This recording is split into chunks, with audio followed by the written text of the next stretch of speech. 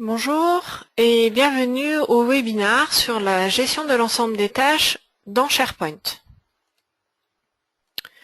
Donc je vais démarrer ce webinaire qui va durer à peu près 1 heure avec une présentation de 45 minutes et une phase de questions-réponses à la fin de 15 minutes. Donc pour poser vos questions, vous avez dans la fenêtre du webinaire une petite fenêtre qui vous permet de poser vos questions à l'écrit dès que vous en avez ou de faire vos remarques si besoin. Donc n'hésitez pas à poser vos questions dès que vous les avez en tête et j'y répondrai par contre uniquement à la fin du webinaire. Donc je vais commencer par une présentation de la société TeamSquare, une présentation rapide, et ensuite je passerai à la partie gestion des tâches dans SharePoint avec une démonstration des fonctionnalités que je vais présenter.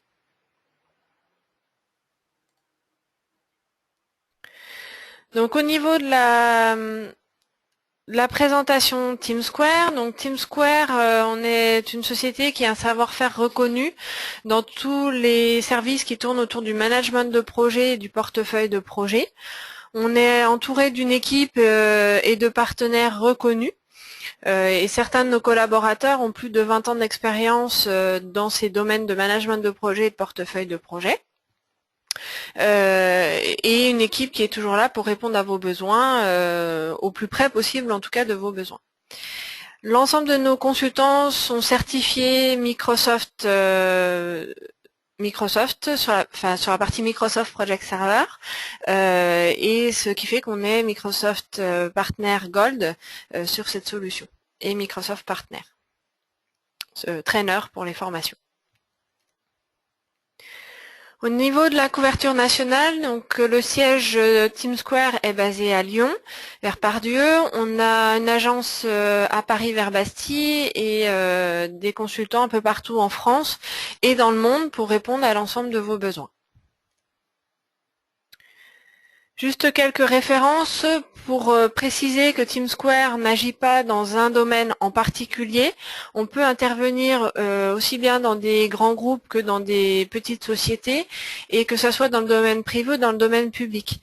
Donc actuellement nous avons des missions dans les banques, dans des conseils généraux, dans les mairies, dans des grands groupes comme Volvo ou autres. Donc voilà pour la présentation de la société TeamSquare pour faire rapidement. Je vais juste commencer par une petite introduction pour vous montrer les éléments que je vais présenter en démonstration lors de ce webinaire pour la gestion des projets. Donc on a plusieurs façons de gérer ces projets. Le plus utilisé est souvent Excel, mais là on va essayer de montrer des solutions collaboratives en partant par la gestion des projets dans SharePoint, qui va consister à gérer des tâches, une liste de tâches dans son projet, donc tâches à réaliser, mais également jalons importants à réaliser dans son projet. Pour que cette gestion de projet soit collaborative et qu'on puisse travailler en équipe, on va également mettre à disposition via SharePoint cette liste de tâches pour pouvoir la partager, pour pouvoir indiquer un avancement, identifier éventuellement les personnes qui auront la responsabilité de chacune des tâches du projet. Le chef de projet donc n'a pas forcément besoin d'un outil complexe pour gérer ses projets puisqu'il le fera via cette liste SharePoint et il pourra associer à cette liste SharePoint un ensemble de documents associés au projet, donc des documents en Word, PowerPoint avec des présentations, mais également une gestion des risques par exemple associés au projet. SharePoint n'a pas de moteur de planification, donc c'est vraiment une liste de tâches à plat. On pourra quand même faire des liens entre les tâches, je vais vous le montrer après, mais on ne pourra pas gérer des projets complexes ou descendre dans un niveau très détaillé dans des listes SharePoint. Du coup, à partir de ces listes SharePoint, un chef de projet va pouvoir transformer cette liste SharePoint en projet dans Project Server, s'il a Project Server, ce qui va lui permettre de gérer des affectations, de faire des liens vraiment entre les tâches et que une modification de tâche impacte son successeur, enregistrer des planifications initiales et piloter son projet de façon précise, un peu plus avancée. SharePoint va également nous permettre, dans la dernière partie, de gérer un portefeuille de projets, de gérer des idées, donc mettre en place de l'idéation, ce qui va permettre d'identifier toutes les idées que chacun peut avoir dans la société et de les qualifier et éventuellement de les transformer en projets dans SharePoint ou dans Project Server. Donc je vais commencer par la première étape qui est la gestion d'un projet avec une liste de tâches dans SharePoint. Donc c'est une gestion de projet simple dans laquelle comme on est dans un espace SharePoint, on va pouvoir associer à ce projet la documentation, associer des risques et des problèmes et associer par exemple des calendriers avec les événements importants qui seront à réaliser sur ce projet. Donc je vais basculer sur mon environnement SharePoint que j'ai créé donc pour un projet. Donc c'est le projet qui s'appelle création d'un produit. Dans la page SharePoint de mon projet, je vais retrouver un récapitulatif de mon projet avec ici les tâches qui arrivent prochainement sur la réalisation de mon projet, donc une échéance dans 36 jours. Je retrouve une chronologie avec les tâches que j'ai souhaité remonter dans ma chronologie, donc qui me montrent les phases importantes, les étapes importantes de mon projet, et je peux voir par rapport à la date du jour où j'en suis. Donc là, je suis dans la phase normalement de développement de mon produit. Et la livraison du produit est prévue le 26 juin. En dessous, donc j'ai un carrousel qui va me permettre d'accéder aux différentes fonctionnalités qui tournent autour de mon projet. Je vais pouvoir mettre en bas de ma page un échange d'informations, donc pour partager les événements importants qui tournent autour du projet. Et je peux avoir l'accès directement à l'ensemble des documents. On est dans SharePoint, donc bien sûr cette page d'accueil est entièrement modifiable. Je vous présente ici une page d'accueil standard que l'on pourrait mettre en place sur un projet. Pour accéder donc aux informations, on a dans la partie de gauche le menu. Donc on va commencer par la partie tâches pour identifier quelles sont les tâches associées à notre projet. Donc ces tâches-là peuvent être issues éventuellement d'un modèle de site projet que l'on fournirait au chef de projet pour lui permettant d'initialiser son projet. Ici, donc dans ce projet-là, j'ai 4 tâches identifiées. La tâche de spécification, d'étude de faisabilité, de développement du produit et de livraison du produit. J'ai des dates échéances qui ont été identifiées, donc 2 qui sont au 6 février et une au 20 février, et la troisième au 24 avril et la dernière au 26 juin. Et on voit que je peux affecter certaines tâches à une ressource. Donc par exemple, la tâche spécification a été attribuée à Sophie Pierrot. Sur ces tâches identifiées ici, je vais pouvoir les ouvrir pour modifier les éléments ou rajouter des éléments associés à cette tâche. Donc je passe en édition de mon item de ma liste de tâches. Je peux modifier son nom, je peux renseigner une date de début, une date d'échéance, dire à qui il est affecté et renseigner un pourcentage d'avancement. Si je clique sur Afficher plus, je vais pouvoir également mettre une description associée à ma tâche. Je vais pouvoir identifier un prédécesseur à cette tâche-là. Je vais lui donner une priorité et je peux indiquer si la tâche elle est non commencée, en cours, terminée, ou si elle est en stand-by ou si on attend quelque chose pour qu'elle se continue. Donc par exemple, je peux la passer en in progress, cette tâche-là, et enregistrer les éléments associés à ma tâche. Si je veux renseigner de l'avancement directement dans ma page tâche, je peux tout simplement sélectionner cocher la case à côté de ma tâche, ce qui va me permettre de la barrer et de m'indiquer qu'elle est terminée. Donc, lorsqu'elle est barrée, se dire que la tâche est faite, j'ai considéré que les spécifications étaient terminées sur ce projet. Je vois donc les tâches qui sont en retard parce que la partie échéance est en rouge, donc ça me permet tout de suite d'identifier dans la liste de tâches les tâches sur lesquelles je dois apporter un peu plus d'attention pour m'assurer que cette tâche est bien terminée, ou si elle ne l'est pas, la replanifier et mettre une date cohérente avec l'objectif qui a été fixé sur cette tâche-là. Donc par exemple, je ne veux pas qu'elle se termine finalement le 20 février, puisque finalement l'étude de faisabilité a été décalée. Ben, je vais pouvoir modifier la date d'échéance et dire qu'elle sera fixée au 27 mars. Donc j'enregistre les éléments et l'information va tout de suite être mise à jour dans la liste de mes tâches, et toute personne qui a accès à cet espace-là va pouvoir visualiser les informations à jour. Sur la liste de tâches, je peux avoir plusieurs types de visualisation. Ici, je vois toutes les tâches de mon projet, mais je peux voir également toutes les tâches qui sont à venir. Donc du coup, il va me filtrer et me masquer toutes les tâches qui sont terminées dans mon projet. Je peux avoir une vue calendrier, donc avec ici une vision par mois, et voir toutes les tâches qui vont être réalisées au mois de mars, et jour par jour, quelles sont les tâches que je vais réaliser. Donc là, en parallèle, j'ai l'étude de faisabilité et le développement du produit. Je peux également visualiser ces informations sous forme de diagramme de Gantt, pour avoir une vue comme on pourrait l'avoir dans Project Server. Donc dans mon diagramme de Gantt, je retrouve la liste de mes tâches et puis je vais avoir mon graphique sur la partie de droite avec des liens si j'ai identifié les liens. Les tâches terminées apparaissent ici en noir pour m'indiquer que c'est terminé. Donc on voit bien qu'il n'y a pas de moteur de planification puisque j'ai décalé la tâche étude de faisabilité.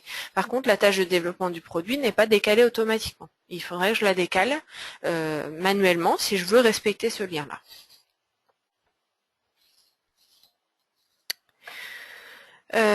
Toujours donc dans la visualisation, on peut voir donc toutes les tâches qui sont en retard. Donc là, je les ai décalées, je ne les vois pas et j'en aurai pas. Et les tâches terminées. Donc je retrouve ma tâche spécification que j'ai indiquée comme étant terminée juste avant. Donc je reviens à mes tâches, sur une tâche, donc si je veux rajouter cette tâche-là ou l'enlever de la chronologie, il suffit de cliquer sur les trois petits points ici, et je supprime ma tâche de la chronologie. Si je veux la rajouter, je clique sur les points, et je clique sur ajouter à la chronologie. Pardon. Il y a ce menu donc des trois petits points, je vais pouvoir ouvrir la tâche et puis je peux afficher cet élément, définir un flux de travail associé, enfin créer des choses liées à SharePoint. Lorsque je suis dans l'édition de mon activité,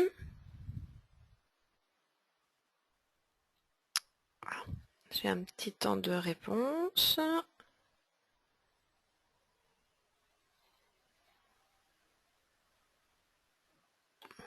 Je vais continuer, je reviendrai sur cette partie-là.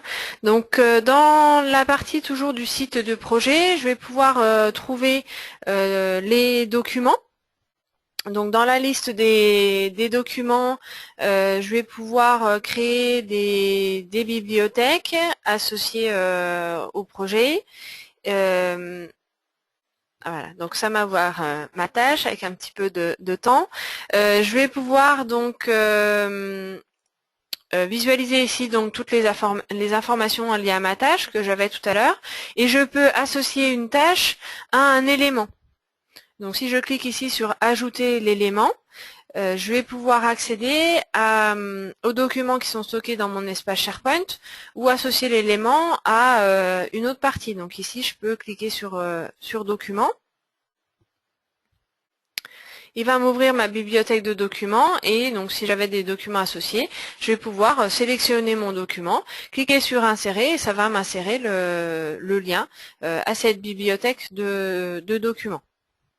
Donc, ce qui permettra après de pouvoir directement accéder aux documents associés à cette tâche-là. Donc, l'étude de faisabilité, ça pourrait être un compte-rendu sur l'étude de faisabilité, les spécifications, donc tout document nécessaire à la réalisation de cette tâche-là. Donc, je passe dans la partie documents. Donc, je retrouve dans cette liste de documents qui est ici vide, les documents que je vais pouvoir associer à mon projet. Si je veux rajouter un nouveau document, je clique ici sur Nouveau document. Du coup, il va m'ouvrir une fenêtre pour aller chercher mon document. Donc, j'accède du coup à mon PC et puis là, je vais pouvoir ajouter un document. Donc, par exemple, je vais mettre un exercice. Hop, je clique sur OK. Et le document va se rajouter dans ma liste ici. Et je pourrais, donc ça c'est lié à SharePoint 2013, prendre un document sur mon bureau et le glisser dans la partie documents et il me le rajoutera automatiquement dans la liste. On est dans SharePoint, donc tout document que je vais rajouter ici, je vais pouvoir rajouter des éléments associés à ce document-là pour le qualifier, pour mettre une description associée à mon document. Donc, je pourrais ici afficher les propriétés de ce document-là et les modifier en fonction de ce que j'ai demandé, j'ai spécifié dans cette liste-là. Donc là, on a juste le titre et le nom du document, mais on pourrait avoir d'autres informations. Dans la partie calendrier de mon site SharePoint, je vais pouvoir rajouter des événements dans ce calendrier-là. Donc, par exemple, dire le 26 mars, on a une réunion d'équipe pour faire un bilan sur notre projet. Je peux indiquer les horaires, je peux indiquer un emplacement, je peux associer cet élément à une catégorie, dire que c'est sur une journée entière, définir une périodicité si c'était une réunion récurrente, et j'enregistre cet élément et du coup l'élément va apparaître dans le calendrier et chaque personne pourra récupérer cet élément-là et être alertée lorsqu'il y a des modifications. Je peux également donc gérer des livrables, des risques et des problèmes. Donc si je vais dans la partie risque, je vais pouvoir créer un nouveau risque. L'identifier le risque, donc ça pourrait être, je ne sais pas, panne de serveur ou coupure d'électricité. Je peux associer un propriétaire à ce risque-là. Donc il va me rechercher dans la liste, dans mon AD, les personnes qui peuvent être propriétaires de la tâche. Je peux affecter ce risque-là à une personne en particulier. Je lui donne un état. Est-ce qu'il est actif, postpone ou closed? Quelle est sa catégorie? Donc là, on a juste mis 1, 2, 3, mais ça pourrait être des catégories qui vous sont propres. Je renseigne une échéance, donc c'est une panne de serveur qui arriverait avant le 30 avril parce que il y a des travaux dans l'immeuble et du coup on risque d'avoir des pannes d'électricité. Quelle est la probabilité que ça arrive? On est à 10%. Quel serait l'impact? Voilà, ça serait peut-être plus. Donc définir l'impact, on va le laisser à 5. Quel serait le coût? Donc par exemple, si j'ai plus de serveur, je peux plus développer, donc je risque de prendre du retard dans mon développement, donc ça pourrait m'engendrer un coût. Mettre une description, mettre un plan d'atténuation, mettre un plan d'urgence. Donc tous ces éléments vont pouvoir être décrits sur notre risque pour gérer les risques associés à notre projet. J'enregistre mon risque et du coup il se retrouve dans la liste des risques du projet. Donc voilà sur la partie gestion d'un projet très simple avec quelques listes, quelques activités identifiées sur son projet, quelques jalons et toute la documentation, tous les éléments, toutes les informations associées à notre projet qui sont stockées dans un environnement partagé et accessible à tous les utilisateurs ayant été identifiés sur cet espace-là.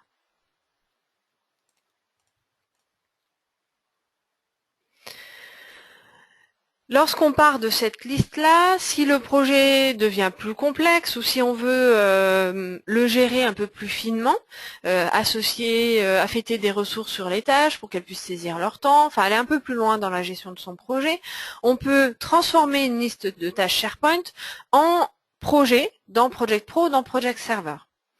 Ce qui va nous permettre du coup d'utiliser les fonctions de Project Pro pour créer des liens et qu'il y ait un impact sur son projet, pour affiner les affectations, pour collaborer encore plus autour de son projet, notamment sur la partie saisie des temps, puisque le reste on l'aura de la même façon que l'on a dans SharePoint, et de pouvoir faire des reportings sur son projet ou sur un ensemble d'éléments project. Donc je ne rentrerai pas dans le détail ici de la partie Project Pro. Par contre, on va voir comment transférer une liste de tâches SharePoint en projet dans Project Server.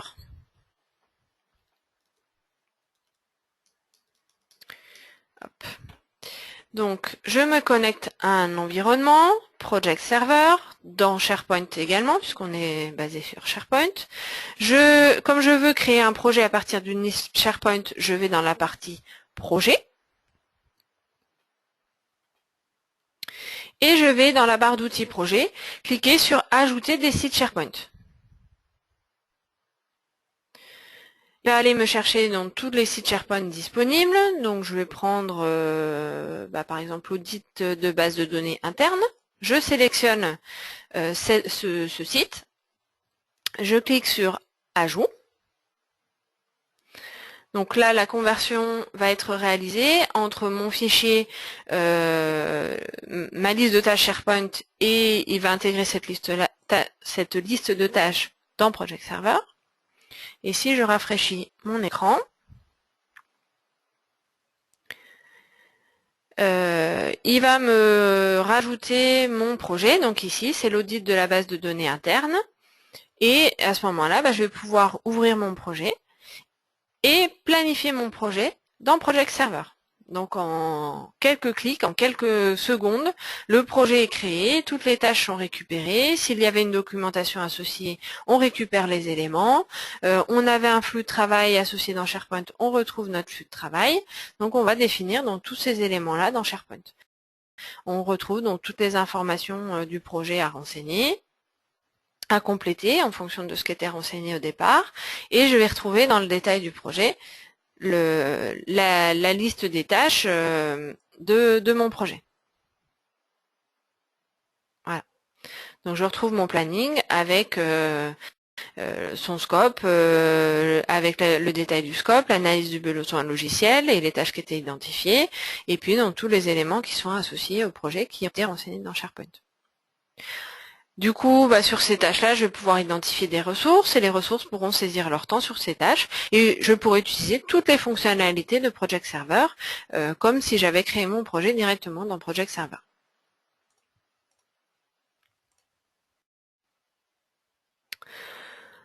Donc là, on a vu la partie projet qui sont déjà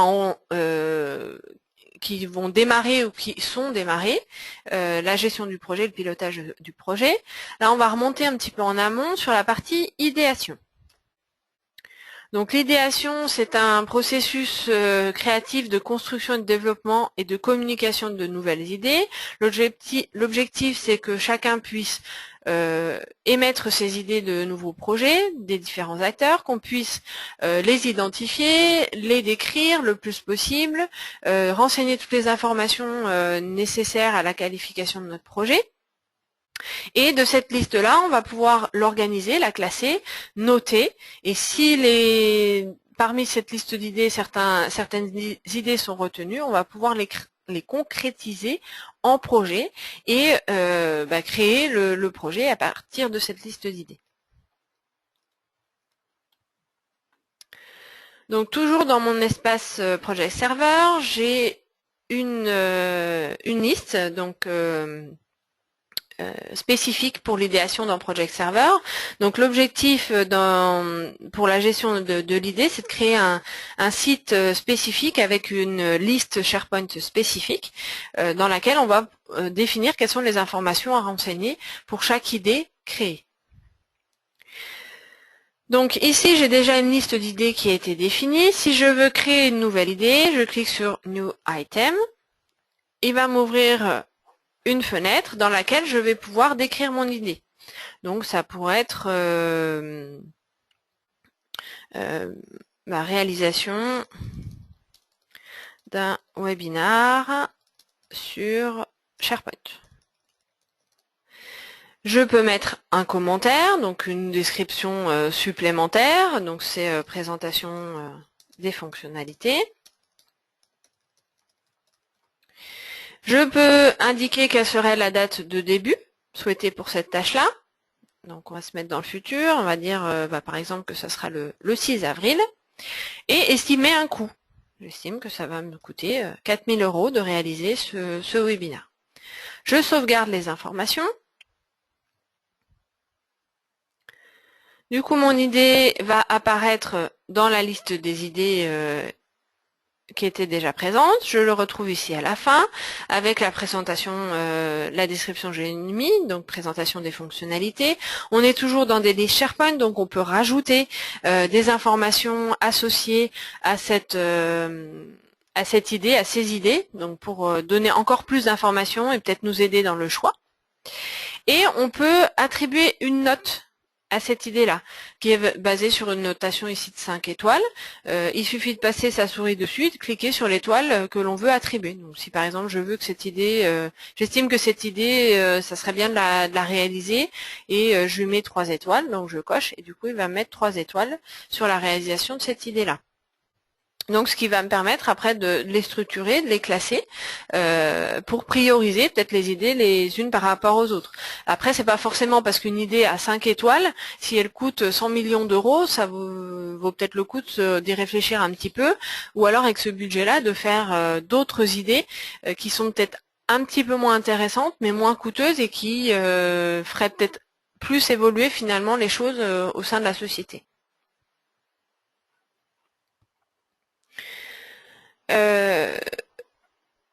Donc lorsque une idée est retenue et que je souhaite la transformer en projet dans Project Server, donc il va me suffire donc de cliquer sur la partie ici idéation pour retrouver la liste de mes idées sous un autre format. De sélectionner l'idée que je veux transformer en projet. Donc je vais transformer l'idée que je viens de créer. Donc je la sélectionne. Dans la barre d'outils, je vais cliquer sur Item et j'ai le bouton ici Create Project, donc création du projet.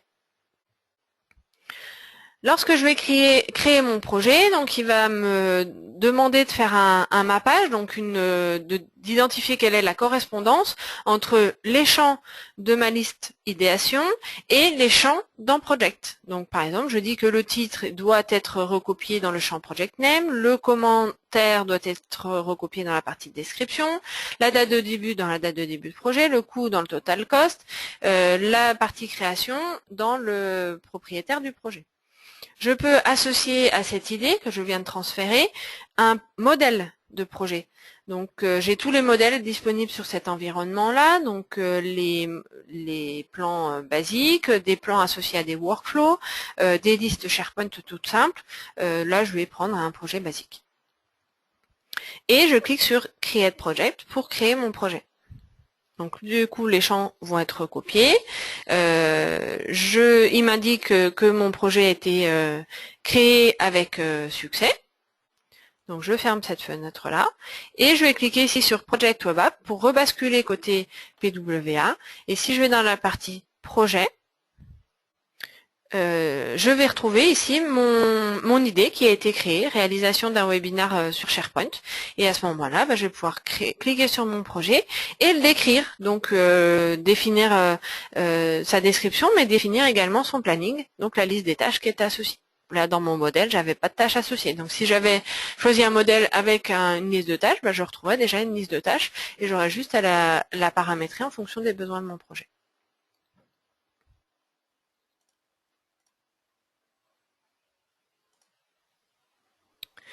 Donc cette partie idéation va permettre de de piloter donc un portefeuille de projet avec SharePoint et de basculer les éléments dans Project Server, d'élire des idées, donc si l'idée est élue, elle sera transformée en projet. On peut à partir de cette idée-là créer un workflow.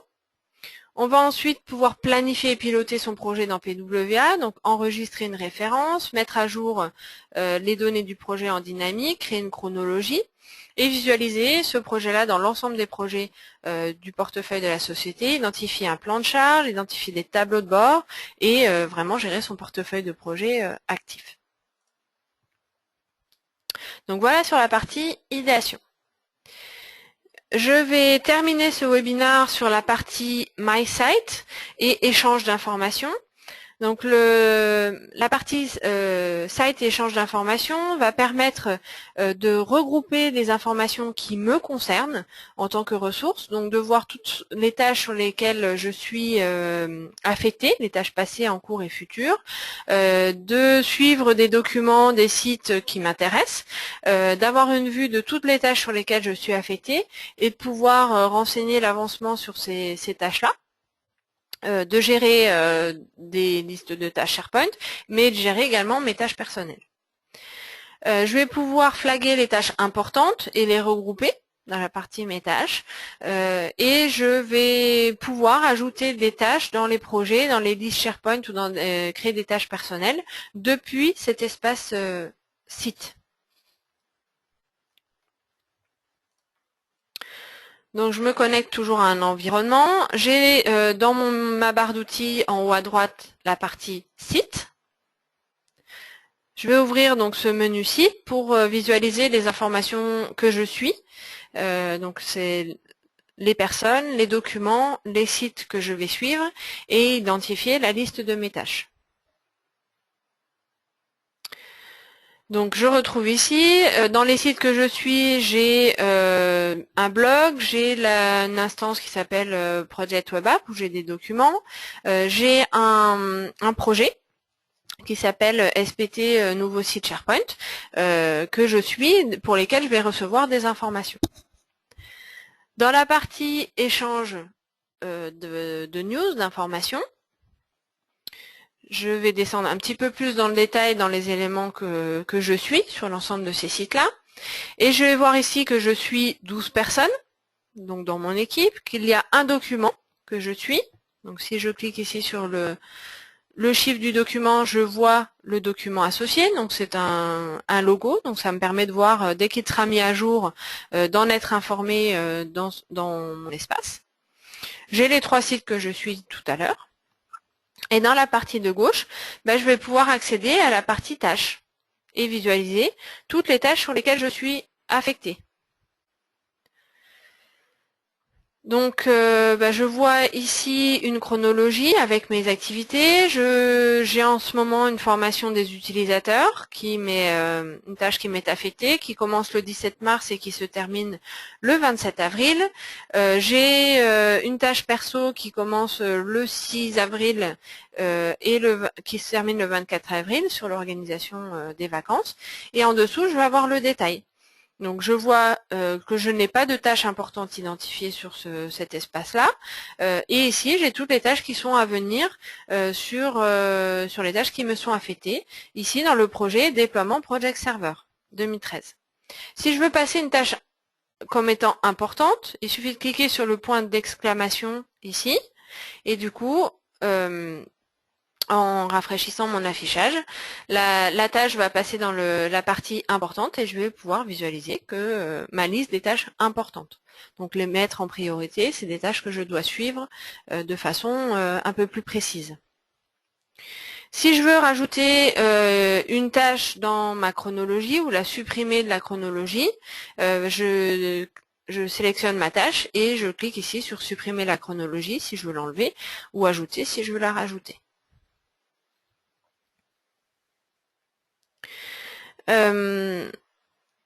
Dans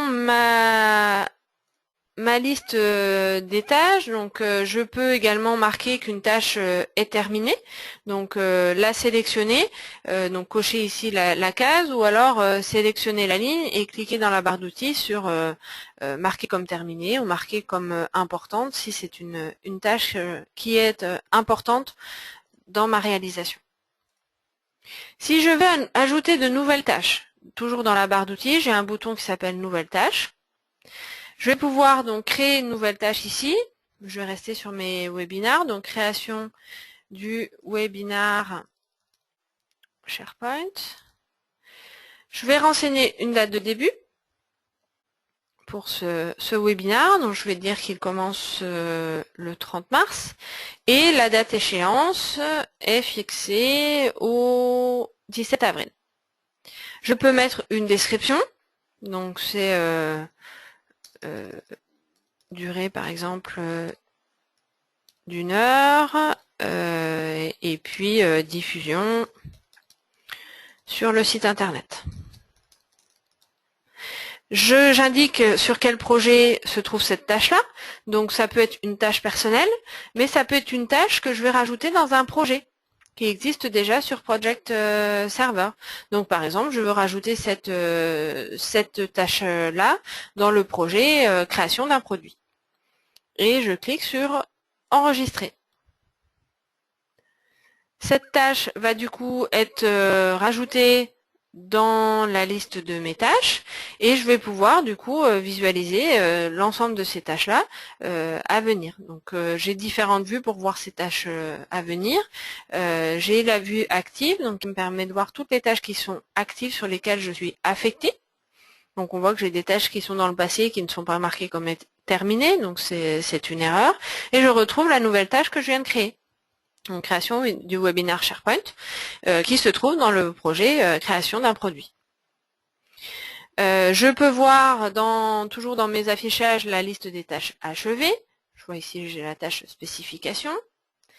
Si je clique sur les petits points, je vais pouvoir visualiser les éléments récemment ajoutés, visualiser les éléments sous forme de feuille de temps et basculer sur ma feuille de temps Project.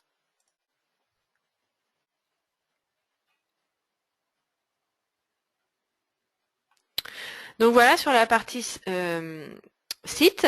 Donc ça permet vraiment d'avoir son espace à soi pour partager les informations et suivre les informations qui nous sont importantes et voir la liste des tâches qui nous sont importantes également.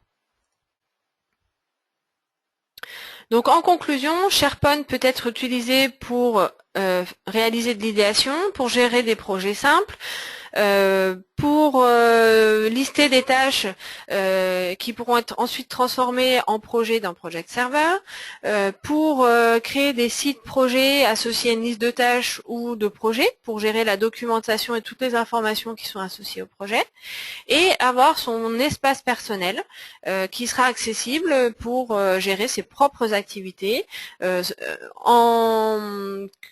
en les synchronisant avec les activités des différents projets et les mettre à jour directement depuis son espace personnel. Donc j'en ai terminé avec la démonstration. Je vais maintenant laisser place aux questions et puis répondre en direct. Donc j'ai quelques questions. Donc la première concerne l'idéation, à savoir si c'est un élément qui est natif dans Project Server ou pas. Donc oui, c'est une fonctionnalité qui est native dans Project Server. Il faut juste la paramétrer en créant un site SharePoint associé. Donc exemple en créant un sous-site du site PWA que l'on utilise pour gérer ses projets. Et de créer une liste personnalisée qui sera configurée dans ce site SharePoint. J'ai une deuxième question donc qui concerne la personnalisation des listes de tâches. Donc oui, toutes les listes de tâches sont personnalisables, hein, c'est du SharePoint. Donc on va pouvoir créer des champs personnalisés pour renseigner des informations supplémentaires sur les tâches de son projet.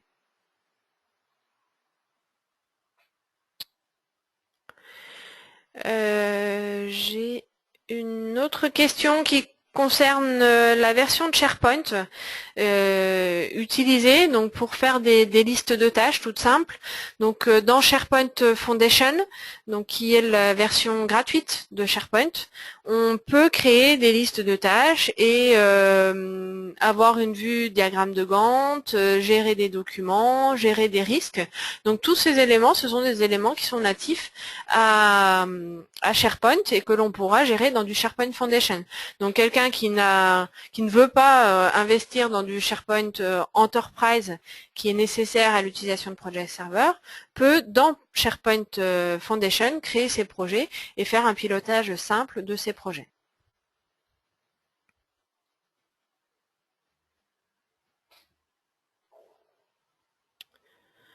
Donc je ne vois pas d'autres questions pour le moment, donc n'hésitez pas, en tout cas si vous avez d'autres questions, si vous souhaitez avoir une démonstration un peu plus précise ou pour répondre plus précisément à vos besoins, vous pouvez nous contacter donc via le téléphone de la société ou contacter directement le président Jean-Yves Brun ou la responsable marketing et commercial Jessica Bienvenot.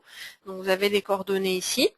Vous avez reçu un mail également de la part de Jessica, donc n'hésitez pas à la recontacter par mail également si vous souhaitez avoir plus d'informations. Pour information également, donc on est en pleine phase de recrutement. On recherche des chefs de projet et des consultants en management de projet. Donc si vous êtes intéressé ou si vous connaissez des personnes qui sont intéressées par ce type de poste, n'hésitez pas à envoyer vos CV sur candidature@teamsquare.fr ou à vous connecter sur le site TeamSquare pour retrouver toutes les offres sur lesquelles vous aurez le détail des offres proposées et postuler directement depuis cette partie-là. Donc je vous remercie à tous pour votre participation et puis je vous dis à bientôt pour d'autres webinaires. Bonne journée.